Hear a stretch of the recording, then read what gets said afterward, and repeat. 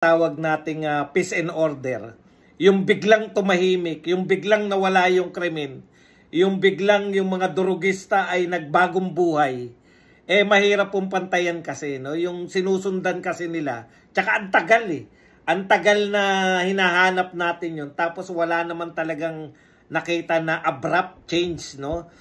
Siguro, nakikita lang yan sa mga numero, yun nga yung question, no?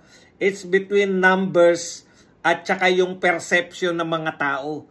Ano ba talaga yung mas importante, yung numerong pinipresent nila o yung pakiramdam ng mga tao? Kasi iba talaga yung naramdaman ng mga Pilipino nung panahon ni Tatay Digong. At yun na yung pamantayan natin.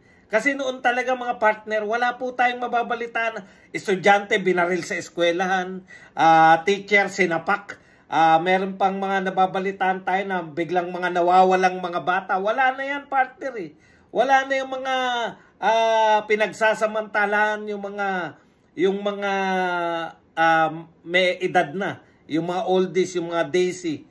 Pero yung 84 years old, ni-rape, mga bumalik na naman yun tayo sa ganun, partner At ito, hindi po to paminsan-minsan. Ito po halos ay laman na ng ating pang-araw-araw na balita, partner. Kaya, kung masasabi natin, kahit na anong numero, hindi kayang tapatan, kasi may pamantayan na kasi tayo. Ito yung dapat, yung peace and order, naranasan na natin yan. And kung meron kayong pinapakita na hindi naman namin nararamdaman, katulad nung panahon ni Tatay Digong, it all pale in comparison with Tatay Digong's regime.